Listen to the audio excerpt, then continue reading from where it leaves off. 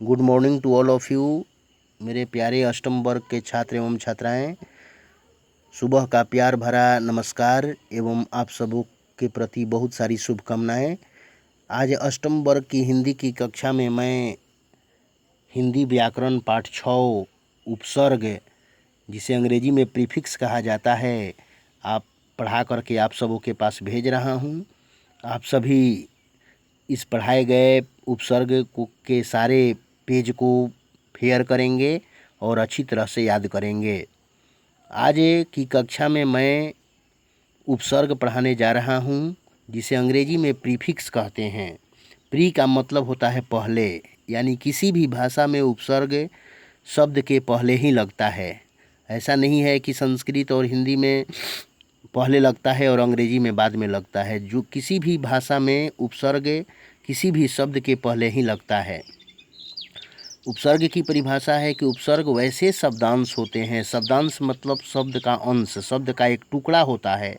उपसर्ग अपने आप में कोई शब्द नहीं होता है। उपसर्ग वैसे शब्दांश होते हैं जो किसी शब्द के पहले लगकर यानी जुड़कर उसके अर्थ में किसी न किसी रूप में परिवर्तन यानी बदलाव ला देते हैं। जैसे सु जोड़ गम, सुगम, प्र जोड़ हार, प्रहार।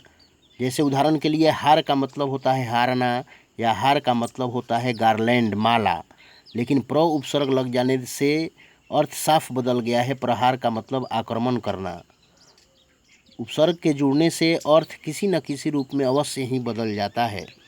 अब उपसर्ग के प्रकार हैं। उपसर्ग हिंदी में 4 प्रकार के होते हैं। पहला संस्कृत के उपसर्ग, जैसे अति, अनु, अभि, आ, उप, निर, निस, परा, प्र, वी, सु इत्यादि। अब दूसरे नंबर पर हिंदी के उपसर्ग होते हैं, जैसे अ, अन, कु, चौ, दु, नी, भर, सु, अध, उन इत्यादि। तीसरे नंबर पर उर्दू के उपसर्ग होते हैं, जैसे खुश, गैर, ना, बद, बे, आ, हम, हर, सर, बा इत्यादि।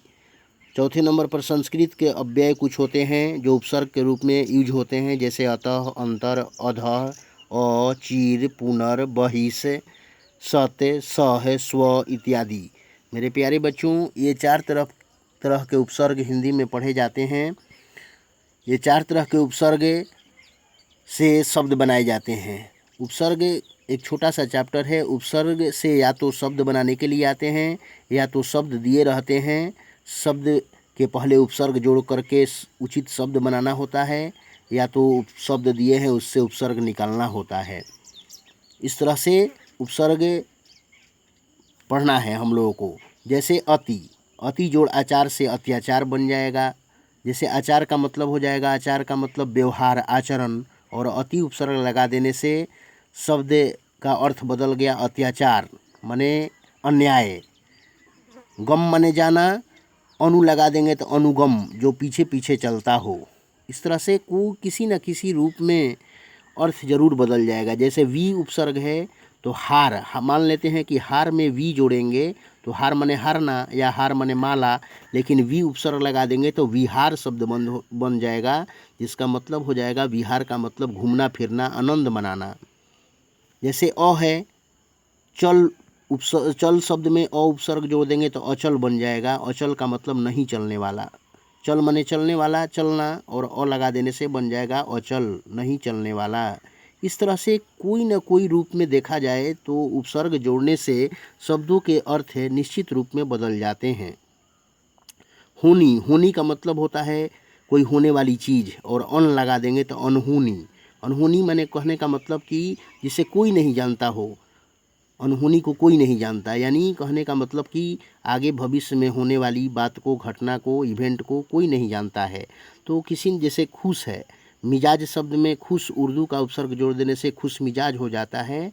गैर, गैर जमानत, गैर कानूनी, कानूनी का मतलब कानून से संबंधित, गैर उपसर्ग जोड़ देने से शब्द बन जाएगा गैर कानूनी, यानी जो कानून के विरुद्ध हो, कानून के पक्ष में नहीं हो। उसी तरह से जैसे सत है, सत जोड़ आचार सदाचार बन जाएगा।